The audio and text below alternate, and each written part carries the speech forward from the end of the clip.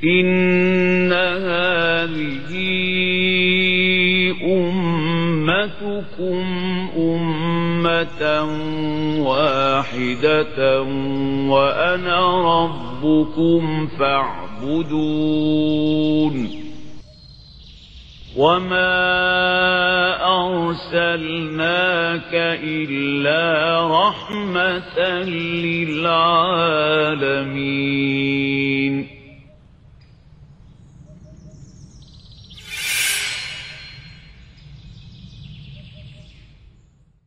A'udzu billahi minasy syaithanir rajim.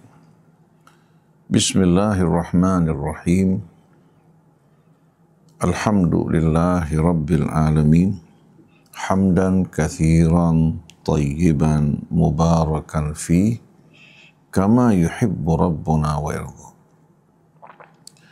Allahumma salli wa sallim wa barik ala nabiyyika wa rasulika sayyidina wa nabiyyina Muhammadin wa alihi at-tayyibin wa sahabatihi al-ghurril mayamin wattabi'ina lahum bi ihsanin ila yaumiddin. Assalamu alayka ya Rasulullah. Assalamu alayna wa ala ibadillahi salihin. Wassalamu alaikum ayyuhal ikhwatul mu'minun wal akhwatul mu'minat warahmatullahi wabarakatuh. Alhamdulillah wa syukurillah, kembali kita berjumpa di bawah naungan Al-Quran Al-Karim. Semoga apa yang kita pelajari bersama-sama dan kita renungkan menjadi bekal yang sebaik-baiknya untuk kehidupan dunia ini.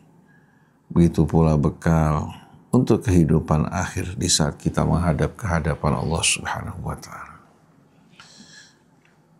Pada kali ini bersama-sama insya Allah kita akan merenungkan beberapa ayat dari surah Al-Ahqaf.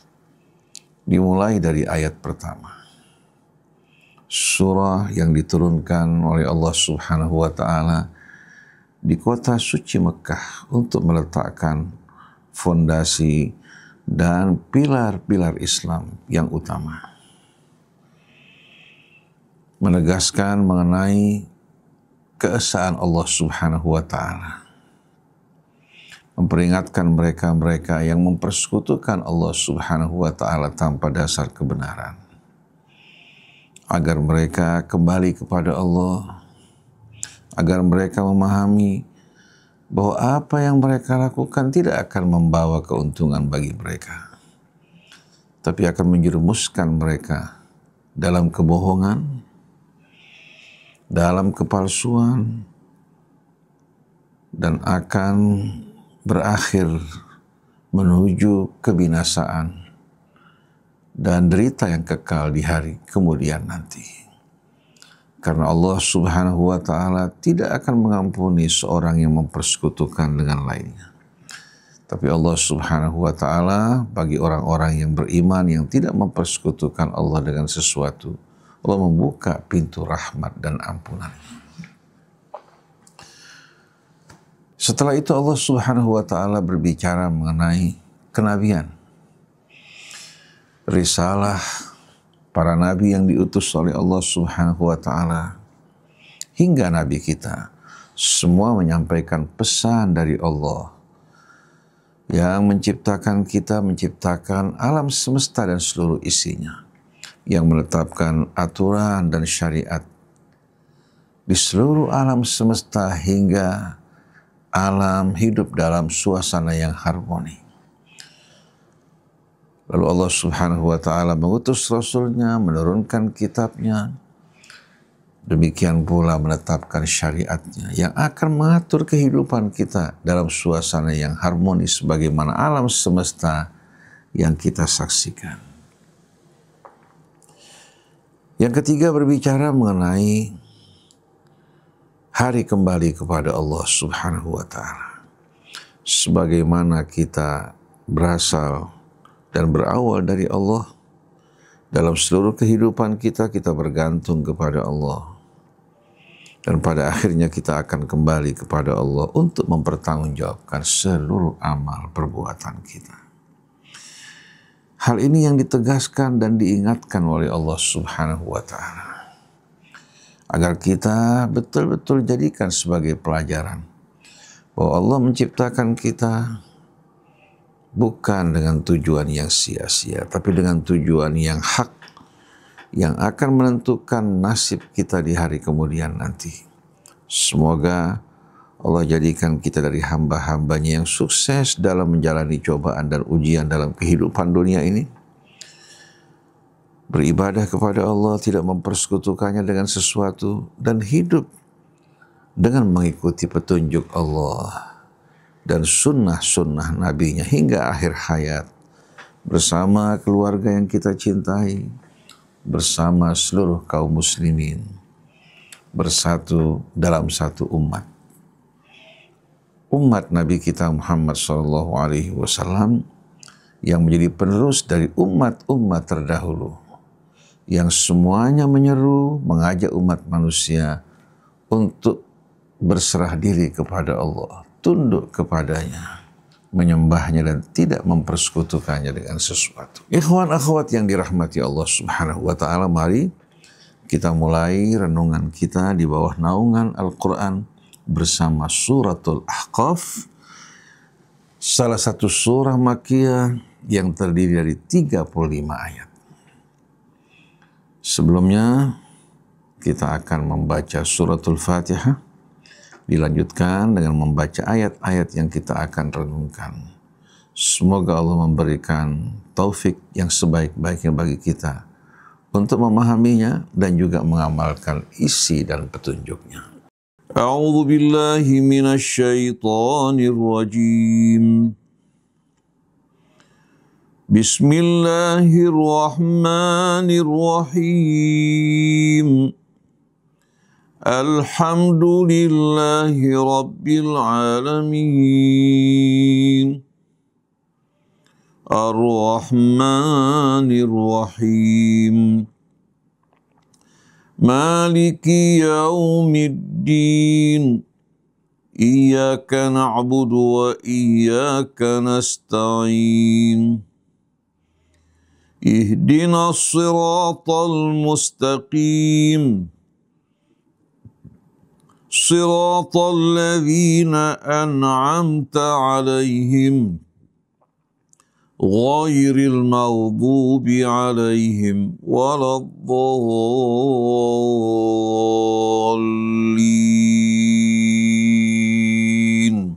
بسم الله الرحمن الرحيم حميم تنزيل الكتاب من الله العزيز الحكيم ما خلقنا السماوات والأرض وما بينهما إلا بالحق وأجل مسمى والذين كفروا عما أنذروا معرضون قل أرأيتم ما تدعون من دون الله أروني ماذا خلقوا من الأرض أم لهم شرك في السماوات ائتوني بكتاب من قبل هذا أو أثارة من علم إن كنتم صادقين ومن أضل ممن يدعو من دون الله من لا يستجيب له إلى يوم القيامة وهم عن دعائهم غافلون وإذا حشر الناس كانوا لهم أعداء وكانوا بعبادتهم كافرين Sadaqallahul azim. Sadaqallahul azim wa sadaqa rasuluhul karim wa nahnu ala dhalika minasy syahidin. Ikhwan, akhwat, pendengar pemirsa yang dirahmati Allah. Surah ini sebagaimana surah-surah yang lain dimulai dengan Bismillahirrahmanirrahim. Satu pembukaan yang amat indah, yang amat agung dan mulia. Dengan pembukaan ini Allah masukkan kita semua ke dalam rahmat-Nya. Allah tidak meninggalkan kita sendiri dengan usaha kita, dengan kepandaian kita, tapi Allah Subhanahu wa ta'ala masukkan kita ke dalam rahmat-Nya. Naungi kita dengan bimbingan petunjuk-Nya. Terangi hati kita dengan cahaya hidayah-Nya. Oleh karena itu jangan pernah kita melupakan hal yang amat penting ini. Kita memulai pekerjaan kita, usaha kita, hendaklah kita awali dengan Bismillahirrahmanirrahim, dengan nama Allah Ar-Rahman yang Maha Pemurah. Karena seluruh nikmat, seluruh kebaikan yang terdapat di alam raya berada di tangan-Nya. Dia akan membagikan kepada siapa yang dikehendakinya. Begitu kita memulai pekerjaan kita dengan Bismillahirrahmanirrahim, maka Allah Subhanahu wa ta'ala bukakan bagi kita pintu karunia-Nya. Ar-Rahim yang Maha Penyayang terhadap hamba-hambanya yang beriman. Apabila rahmat Allah dan karunia-Nya Allah Subhanahu wa ta'ala taburkan kepada seluruh makhluk-Nya, baik yang beriman ataupun mereka yang tak beriman, dalam kehidupan dunia mereka menerima karunia Allah Subhanahu wa ta'ala. Ada yang banyak, ada yang sedikit, semua merupakan ujian. Yang diberikan karunia lebih banyak bukan berarti dia lebih mulia di sisi Allah. Yang diberikan lebih sedikit bukan berarti dia lebih rendah di mata Allah. Tapi Allah menguji yang kaya dengan kekayaannya, yang miskin dengan kekurangannya, untuk menguji rasa syukur dan sabar mereka. Melalui ujian akan terlihat hakikat setiap orang. Demikian pula martabat dan kedudukannya. Ar-Rahim khusus bagi orang yang beriman. Wa kana bil mu'minina rahima. Apabila seluruh makhluk menerima karunia Allah Subhanahu wa ta'ala, sedangkan kecintaan Allah, perhatian yang khusus ini hanya diperuntukkan hamba-hambanya yang beriman, yang bersyukur kepada Allah di saat menerima nikmat-Nya, bersabar dalam menghadapi cobaan, hingga orang ini berada betul-betul dalam kecintaan Allah. Allah menghargai orang-orang yang mensyukuri nikmat-Nya. Allah tambahkan nikmat karunia-Nya, bukan sebatas kehidupan dunia, tapi Allah persiapkan nikmat terbesarnya di hari akhir. Di samping tuma'ninatun nafsi, rasa tentram, nyaman dalam sanubarinya. Allah jauhkan mereka dari ketakutan, begitu pula kesedihan. Bagaimana mereka akan takut dan bersedih sedangkan Allah Subhanahu wa ta'ala selalu bersama mereka, melindungi mereka, menuangkan rasa aman dalam hati mereka. Kalau kita perhatikan nama Allah Ar-Rahman sebagaimana diuraikan dalam suratul Rahman, menjelaskan nikmat Allah yang bermacam-macam yang Allah anugerahkan kepada makhluknya, terutama sekali manusia yang menerima nikmat yang tak terhingga dari Allah. Wa in ta'uddu ni'matallahi la tuhsuha. Tapi kalau kita memperhatikan, merenungkan nama Allah Ar-Rahim, selalu kita lihat ya, bahwa nama Allah Ar-Rahim ini diperuntukkan untuk hamba-hamba yang beriman, yang bertaubat dan kembali padanya. Seperti innallaha ghafurur rahim. Innahu huwal ghafurur rahim. wa kana bil mu'minina rahima. Oleh karena itu, mari bersama-sama kita bergegas-gegas masuk ke dalam rahmat Allah dengan mensyukuri nikmatnya, menerima dengan penuh ikhlas cobaan yang datang kepada kita, dan kita menyembah Allah, tidak mempersekutukannya dengan sesuatu. Allah Subhanahu wa ta'ala, sebagaimana kita bersyukur kepadanya, Allah dengan namanya Asy-Syakur akan membalas semua kebaikan yang kita lakukan dengan balasan yang lebih baik, lebih mulia di sisinya. Jadi Bismillahirrahmanirrahim merupakan satu pembukaan yang amat indah. Sebagian orang beranggapan yang menyusun Al-Quran adalah sahabat-sahabat Nabi kita. Tapi kalau kita perhatikan dari ayat-ayat Al-Quran yang begitu banyak, begitu pula firman Allah dalam surah Al-Qiyamah, Inna alaina jam'ahu wa qur'ana. Sesungguhnya menjadi tanggung jawab kami untuk mengumpulkan Al-Quran dan membacakannya. Fa'idha qara'nahu fattabi' qur'ana. Apabila kami membacakannya, maka ikutilah cara membaca yang kami ajarkan. Thumma inna alaina bayanah. Kemudian menjadi tanggung jawab kami untuk menerangkan Al-Quran. Mereka yang berpendapat bahwa Al-Quran dikumpulkan pada masa sahabat Nabi, mereka menjelaskan maksud dari jam'ahu mengumpulkannya, dikumpulkan dalam dada. Tapi tidak ada dalil ke arah itu. Kemudian kalau kita mendengarkan firman Allah pada pembukaan sebahagian surah-surahnya, Dzalikal kitab, tilka ayatul kitab, menunjuk kepada Alkitab. Itu apa? Menunjukkan kepada kumpulan ayat-ayat Allah dan surahnya yang tertulis. Karena kata Alkitab menunjukkan kumpulan tulisan. Sedangkan Quran menunjukkan kitab yang dibaca. Jadi yang dibaca bernama Al-Quran, yang tertulis bernama Alkitab. Apabila Allah menunjuk dzalikal kitab atau tilka ayatul kitab, berarti menunjuk kepada sesuatu yang ada. Bahkan sebelum diturunkan kepada Nabi kita, Al-Quran telah terkumpul di Lauh Mahfuz. Fi kitabim maknun la yamassuhu illal mutahharun. Oleh karena itu, Al-Quran yang ada bersama kita dikumpulkan pada masa Nabi.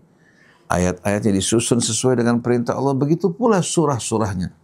Dimulai dengan Al-Fatihah, bahkan dalam satu hadis diriwayatkan, la salata liman lam yaqra' bi fatihatil kitab, tidak sah salat seseorang yang tidak membaca Fatihatul Kitab. Disebutkan pembuka Alkitab, berarti semenjak masa Nabi, Al-Quran tersusun dan dimulai dengan Al-Fatihah, ditutup dengan Suratul Nas. Ini merupakan fakta-fakta yang diterangkan oleh Al-Quran.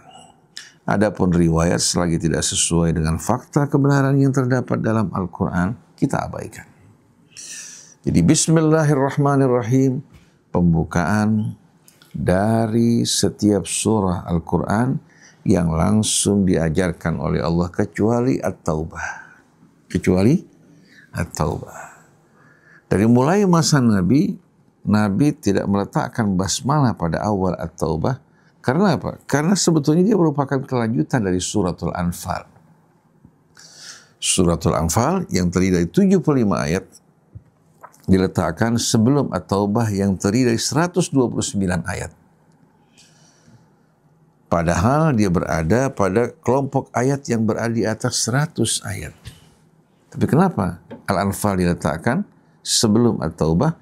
Karena At-Taubah dengan isi kandungannya sebetulnya merupakan kelanjutan dari surah Al-Anfal.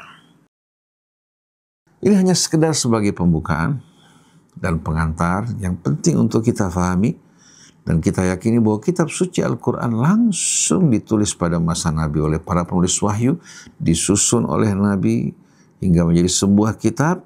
Peran sahabat Nabi, baik itu Abu Bakar, Umar, Uthman, Ali ridwanullahi alaihim ajmain, mereka menyalinnya dan menyebarkannya ke seluruh wilayah agar menjadi pegangan dan pedoman. Hamim. Setelah diawali dengan basmalah Bismillahirrahmanirrahim, Allah Subhanahu wa ta'ala ingin menarik perhatian hamba-hambanya terutama sekali kepada bangsa Arab yang memiliki ciri tersendiri ketika mereka membuka syair-syair mereka. Biasanya dibuka dengan menceritakan kenangan-kenangan kekasih, tempat kediaman mereka, sewaktu mereka melakukan perjalanan sampai kepada batu-batu yang digunakan untuk memasak disebutkan. Setelah itu berbicara tentang minuman keras, kemudian dilanjutkan dengan pembicaraan mengenai wanita. Ini merupakan tradisi masyarakat jahiliyah. Tapi Al-Quran yang diturunkan Allah, yang langsung disusun oleh Allah, dibuka dengan pembukaan yang unik, yang berisikan tantangan. Bismillahirrahmanirrahim. Hamim. Sebagaimana surat Yasin dibuka dengan Yasin. Toha pada surat Toha, Alif Lam Mim pada surah Al-Baqarah, begitu pula surah Al-Imran, kemudian Kaf Ha Ya Ain Shad pada surah Maryam. Kalau kita perhatikan bersama-sama, setiap pembukaan semacam ini selalu setelah itu Allah menunjuk kepada Al-Quran. Yasin wal Qur'anil Hakim, Taha ma anzalna alaikal Qur'ana litashqa, Alif Lam Mim dzalikal kitab. Kecuali suratul Rum, Alif Lam Mim ghulibatir Rum, begitu juga suratul Ankabut, Alif Lam Mim ahasiban nasu an yutraku. Walaupun tidak disebutkan Al-Quran setelah itu, sebetulnya dari saudara-saudaranya, ya, dari apa? Surah-surah yang lain yang dibuka dengan Alif Lam Mim dilanjutkan Al-Quran, maka suratul Rum juga sebetulnya bersama suratul Ankabut berada pada keadaan yang sama. Maka banyak para ahli tafsir mengatakan salah satu makna dari pembukaan ini sebetulnya merupakan tantangan bagi kaum musyrikin bangsa Arab yang meragukan turunnya Al-Quran dari sisi Allah. Kalau kalian meragukan, bukankah Al-Quran diturun dari huruf-huruf kata-kata yang biasa kalian pergunakan? Bahan bakunya tersedia. Kalau kalian ragu, silahkan kalian tandingi Al-Quran. Tanpa kalian harus menggunakan senjata kalian, tanpa harus berperang. Kalau kalian bisa membuktikan bahwa Al-Quran berasal dari Nabi, bukan dari sisi Allah, orang pada saat itu akan meninggalkan Nabi kita. Tapi ternyata tantangan diumumkan oleh Allah. Tak ada satupun yang tampil. Allah berkata kepada mereka, Qul in kuntum fi raibim mimma nazzalna ala abdina fa'atu bi suratin min mithlih wad'u syuhada'akum min dunillahi in kuntum shadiqin. Katakan, kalau kalian berada dalam keraguan tentang apa yang kami turunkan kepada hamba kami, silakan kalian tandingi dengan satu surah seperti yang terdapat dalam Al-Quran. Panggil bala bantuan kalian dari kalangan jin dan manusia untuk bekerja sama bersama kalian. Kalau kalian benar pada tuduhan kalian. Fa'in lam taf'alu walan taf'alu. Kalau kalian tidak melakukan dan kalian mustahil akan melakukan. Karena kitabnya datang dari Allah yang menciptakan langit bumi, yang maha luas ilmunya, yang maha bijaksana, yang berisikan tuntunan hidup, yang akan membawa kalian menuju kehidupan yang penuh dengan kedamaian sebagaimana alam semesta. Karena mereka hidup dengan aturan dan tuntunan Allah yang langsung ditetapkan atas mereka. Sedangkan kita manusia, sebagai khalifah yang memiliki pilihan, Allah turunkan kitab yang berisikan petunjuknya, pengamalannya kembali kepada kita. Yang beramal sesuai dengan petunjuk Allah selamat, yang tidak beramal siapapun dia, berarti dia berjalan di jalan kecelakaan dan kebinasaan. Jadi Hamim, pembukaan ini menurut sebagian ahli tafsir, Said Qutb rahimahullah dan lain-lainnya, mengisyaratkan tantangan Allah bukan hanya pada masa itu, hingga saat ini. Kalau kalian ragu tentang turunnya Al-Quran dari sisi Allah, kalian mengatakan bahwa ini dari sisi Nabi kita Muhammad SAW, silahkan kalian tandingi. Kalau kalian tidak mampu melakukan, ini merupakan bukti bahwa kitab Al-Quran, kitab yang tak mungkin dapat ditandingi oleh siapapun juga. Karena dia datang dari pencipta kita semua. Hamim, tanzilul kitabi minallahil azizil hakim. Kitab yang agung ini, kitab yang mulia ini diturunkan dari sisi Allah yang maha perkasa, lagi maha bijaksana. Alkitab dengan tambahan alif lam menunjukkan kepada kitab yang khusus, yang agung, yang mulia, sebagaimana yang menurunkan Allah yang maha agung, yang maha mulia, yang maha bijaksana, begitu pula isi kitabnya. Kitab yang agung dan mulia ini diturunkan dari sisi Allah yang maha perkasa lagi maha bijaksana. Di sini kita lihat Allah Subhanahu wa taala menempatkan dua namanya, Al-Aziz, Al-Hakim, setelah nama Allah Subhanahu wa ta'ala. Untuk menerangkan bahwa yang menurunkan Al-Quran ini yang maha perkasa dan terbukti keperkasaannya, yang menguasai seluruh alam semesta dan isinya. Bukan hanya menguasai bumi kita, bukan hanya terbatas pada planet-planet yang berada pada tata surya kita, tapi seluruh galaksi yang terdapat di alam semesta, alam dunia ini, dan alam yang tidak kita kenal, itu merupakan alam akhirat, semua dalam genggaman Allah. Maka kemana kita akan melarikan diri? Yang bersama Allah, dinaungi oleh yang maha perkasa, yang menjadi lawan Allah berhadapan dengan yang maha perkasa. Sedangkan Al-Hakim untuk menerangkan kepada kita, walaupun dia maha perkasa, maha dikjaya, tidak ada tandingnya, dia tidak pernah berbuat semena-mena kepada hambanya, tidak pernah menetapkan aturan yang membuat mereka sengsara dan menderita, tapi aturan yang turun dari Allah, aturan yang penuh kebijaksanaan, yang betul-betul amat dibutuhkan oleh mereka, yang akan mengantarkan mereka menuju kehidupan mulia. Jadi pesan yang kita rasakan pada ayat ini betul-betul pesan yang memberikan hiburan, yang memberikan juga semangat kepada kita, yang meyakinkan kita kalau kita bersama Allah dengan mengikuti kitabnya, kita tidak akan pernah kecewa, tidak akan pernah tersesat, dan kita tidak akan pernah merasa takut, karena Allah akan melindungi mereka-mereka yang mengikuti petunjuknya. Setelah Allah Subhanahu wa ta'ala berbicara mengenai kitab suci Al-Quran yang diturunkan Allah kepada Nabi kita Muhammad sallallahu alaihi wasallam sebagai pedoman hidup. Setelah itu Allah beralih berbicara mengenai kitabul kaun, kitab universe, kitab makrokosmos. Karena kedua-duanya berasal dari Allah. Kitab suci Al-Quran berasal dari Allah, diantarkan oleh Jibril kepada Nabi kita untuk jadi pedoman hidup kita.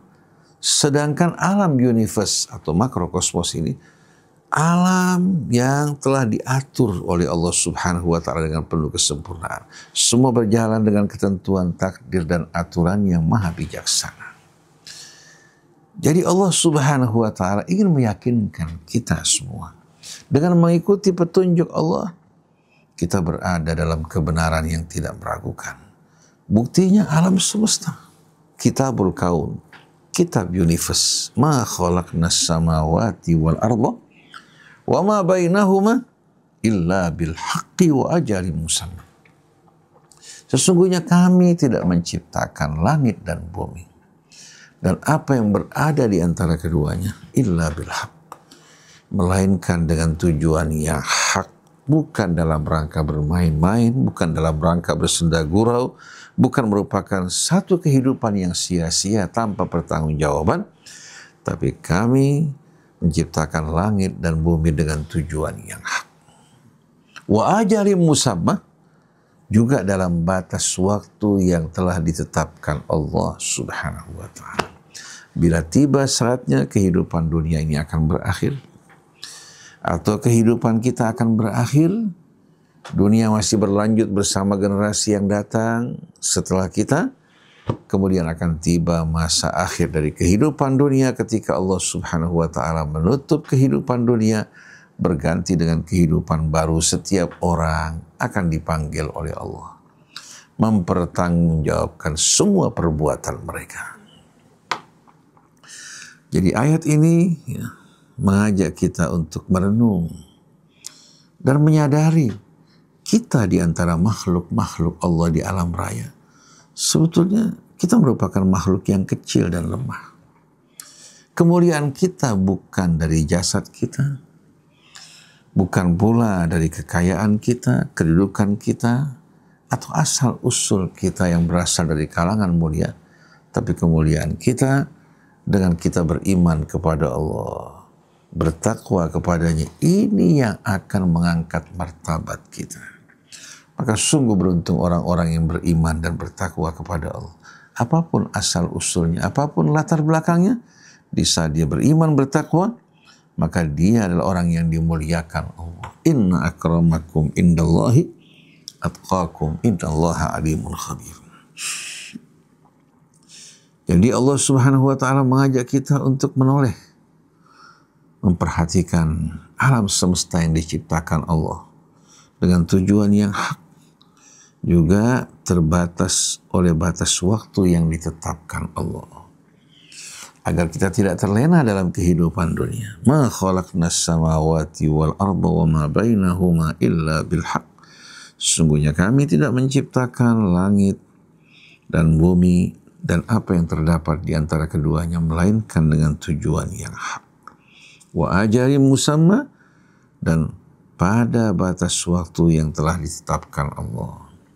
Walladzina kafaru amma unziru mu'ridun, sedangkan orang-orang yang ingkar kafir, yang tidak berfikir dan tidak merenung, mereka hanya mau mengikuti hawa nafsu mereka, mengikuti apa yang mereka dapatkan dari leluhur mereka karena sesuai dengan hawa nafsu mereka.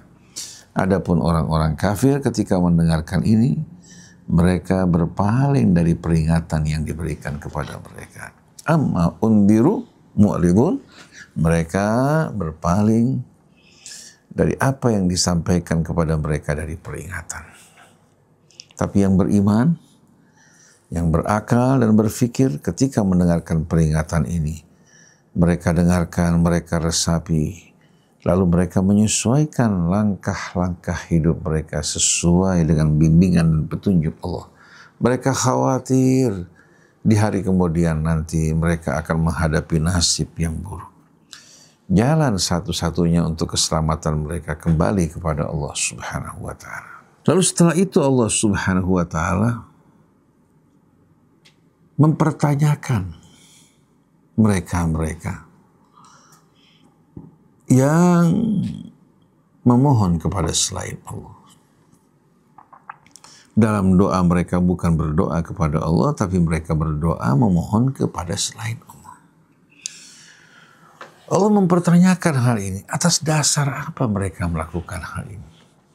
Apa karena mereka memiliki andil dalam penciptaan bumi ini? Atau mereka memiliki saham dan andil dalam penciptaan langit? Kalau seandainya tidak, semua berasal dari Allah, seharusnya kita menghadapkan wajah kita kepada Allah dan memanjatkan doa kita baik pada apa yang kita harapkan maupun yang kita takuti. Ini yang seharusnya dilakukan. Tapi ternyata manusia, kebanyakan dari mereka tidak berfikir dan merenung. Mereka hanya mengikuti kemana angin bertiup.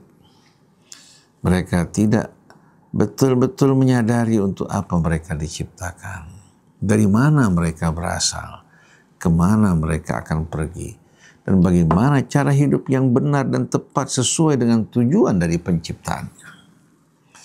Allah bertanya pada ayat 4, Qul ara'aitum ma tad'una min dunillah. Katakan wahai Rasulullah, tanyakan pada mereka, apa alasan kalian? Apa argumentasi kalian tentang apa yang kalian mohon, yang kalian panjatkan dalam doa kalian kepada selain Allah? Qul ara'aitum ma tad'una min dunillah. Katakan dan umumkan kepada mereka mengenai apa-apa yang kalian sembah selain dari Allah, yang kalian mohon selain dari Allah. Aruni madza khalaqu minal ardh. Tunjukkan padaku apa yang telah mereka ciptakan dari bumi ini. Am lahum syirkum fis samawat? Apakah mereka memiliki andil bersyirkah bersama Allah dalam penciptaan langit? Ituni bi kitabim min qabli hadza aw atharatin min ilmin in kuntum shadiqin. Bawa ke hadapanku kitab sebelum kitab suci Al-Quran atau fakta-fakta ilmiah au atharatin min ilmin yang membuktikan bahwa perbuatan kalian ini benar.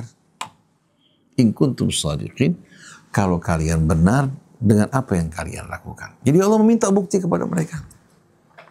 Apa alasan kalian meninggalkan Allah, berpaling kepada selain Allah, kalian memohon kepada mereka, berharap dari mereka, takut kepada mereka? Apakah mereka memiliki andil dalam penciptaan bumi atau memiliki saham dalam penciptaan langit? Kalau memang menurut kalian iya, itu bi kitabim min qabli hadza. Bawa ke hadapanku sebuah kitab yang menerangkan hal ini. Au atharatin min ilmin, atau fakta-fakta ilmiah. In kuntum shadiqin, bila kalian benar. Karena seluruh makhluk di alam raya ini, dari perencanaannya menunjukkan bahwa perencanaannya satu, pengaturnya satu. Apabila ada kemungkinan Tuhan selain dari Allah yang mencipta dan mengatur, niscaya langit bumi akan mengalami kehancuran. Walau kana fihi ma'alihatun illallah la fasadata. Kalau pada keduanya, langit bumi, terdapat Tuhan yang mengatur memerintah selain dari Allah, niscaya langit bumi telah mengalami kehancuran semenjak lama. Jadi kesimpulannya mereka melakukan semua ini tanpa dasar kebenaran. Lalu Allah lanjutkan, waman adallu mimman yad'u min dunillah man la yastajibu lahu ila yaumil qiyamati wa hum an du'aihim ghafilun. Waman adallu, siapakah yang lebih sesat menurut kalian? Ini pertanyaan dari Allah. Bukan karena bertanya ingin tahu, tapi bertanya kepada mereka untuk menggugah kesadaran mereka. Waman adallu mimman yad'u min dunillah man la yastajibu lahu ila yaumil qiyamah. Siapakah yang lebih sesat, lebih picik, lebih pandir dari seorang yang memohon kepada selain Allah, yang tak kuasa untuk mengabulkan doanya walaupun dia menjerit, walaupun dia memohon hingga hari kiamat, orang yang dimohon tak akan mampu untuk mengabulkan doanya. Karena semua atas izin Allah, yang izinkan akan terjadi, yang Allah tidak izinkan tidak akan terjadi. Bukankah ini sia-sia? Seorang yang memohon kepada selain Allah, yang tak kuasa untuk mengabulkan doanya hingga hari kiamat, walaupun dia meratap dan menangis. Wahum an du'aihim ghafilun. Anehnya, mereka yang dimohon, ternyata mereka lalai lengah dan tak tahu menahu tentang orang-orang yang memohon pada mereka. Jadi yang memohon tidak menyadari bahwa orang-orang yang mereka agungkan atau makhluk yang mereka besarkan kepada mereka memohon, tidak tahu tentang apa yang ditunjukkan kepada mereka. Seandainya tahu pun mereka tidak akan mampu berbuat apa-apa tanpa seizin Allah. Wa idza husyiran nasu kanu lahum a'da'a wa kanu bi ibadatihim kafirin. Dan apabila manusia dihimpun dan dikumpulkan di hari kemudian nanti, orang-orang yang mereka harapkan, orang-orang yang mereka panjatkan doa kepada mereka di hari kemudian nanti, baik itu para nabi, para malaikat, orang-orang yang saleh, akan berubah menjadi musuh mereka. Wa idza husyiran nas kanu lahum a'da. Begitu manusia dihimpun, dikumpulkan, mereka-mereka yang disembah, dimohon selain dari Allah, akan menjadi lawan dan musuh mereka, karena mereka tidak pernah memerintahkan para pengikut mereka untuk mohon pada mereka. Wa kanu bi ibadatihim kafirin, dan mereka ingkar terhadap ibadah yang ditunjukkan pada mereka, karena doa itu justru inti ibadah. Jadi waman adallu mimman yad'u min dunillah man la yastajibu lahu ila yaumil qiyamati wa hum an du'aihim ghafilun. Siapakah yang lebih sesat dari orang yang mohon kepada selain Allah, yang tak kuasa untuk mengabulkan doa mereka dan mereka sendiri pun tidak tahu menahu tentang doa yang dipanjatkan kepada mereka. Wa idza husyiran nasu kanu lahum a'da'a wa kanu bi ibadatihim kafirin. Ketika manusia dihimpun seluruhnya di hadapan Allah, ketika mereka yang memohon, yang berdoa kepada selain Allah, datang kepada malaikat yang mereka sembah, atau kepada nabi-nabi, atau kepada orang-orang soleh yang mereka sembah, mereka semua ingkar kepada perbuatan mereka. Bahkan mereka betul-betul berlepas tangan dan menjadi musuh orang-orang yang memohon pada mereka. Kenapa? Karena mereka khawatir disebabkan karena perbuatan-perbuatan para pengikut yang bodoh ini, mereka akan dihukum oleh Allah Subhanahu wa Ta'ala. Jadi begitu manusia dihimpun, mereka yang menjadi objek doa dari para nabi, para malaikat, para salihin akan berubah menjadi musuh-musuh orang yang berdoa, memanjatkan doa kepada mereka. Wa kanu bi ibadatihim kafirin, dan mereka amat ingkar terhadap ibadah yang ditujukan pada mereka. Jadi kita lihat di sini Allah berpindah dari doa menuju ibadah karena apa? Karena doa adalah inti ibadah. Ad-doa mukhul ibadah. Jadi para jamaah sekalian, mari kita beragama atas dasar nalar yang sehat. Al-Quran mengajak kita berpikir, merenung, dan tidak mengikuti sesuatu atas dasar kebodohan, tapi atas dasar ilmu. Wala taqfu ma laysa laka bihi ilmun, jangan ikuti sesuatu tanpa dasar ilmu. Inna sam'a wal basara wal fu'ada kullu ulaika kana anhu mas'ula. Sesungguhnya pendengaranmu, penglihatanmu, begitu pula al-afidah, otak yang Allah anugerahkan buat kita untuk berpikir, semua akan ditanya. Oleh karena itu mereka yang tidak berpikir menjadi orang yang ikut-ikutan tanpa dasar nalar yang sehat, tanpa petunjuk Allah Subhanahu wa Ta'ala, maka mereka kelak akan menjadi orang-orang yang paling merugi. Jadi mari bersama-sama ikhwan, akhwat yang dirahmati Allah, kita bersama-sama menuju Allah sebagai saudara, teman perjalanan.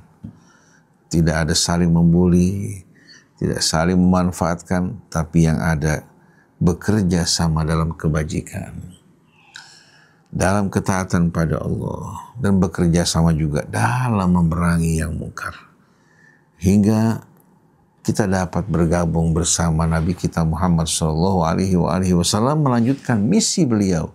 Kita bukan Nabi, kita makhluk yang memiliki potensi untuk melakukan kesalahan, tapi dengan kita bersungguh-sungguh menyampaikan, melanjutkan apa yang disampaikan Allah dan Rasulnya kepada umat manusia, kita akan menerima betul-betul saham kebaikan yang amat mulia. Semoga ini akan dapat menggabungkan, mengumpulkan kita bersama Nabi kita Muhammad SAW. Subhanakallahumma wa bihamdik, asyhadu an la ilaha illa anta, astaghfiruka wa atubu ilaik, wa la'afu minkum, wassalamualaikum warahmatullahi wabarakatuh. Inna hadhihi ummatukum ummatan wahidatan wa ana rabbukum fa'budun. وَمَا أَرْسَلْنَاكَ إِلَّا رَحْمَةً لِلْعَالَمِينَ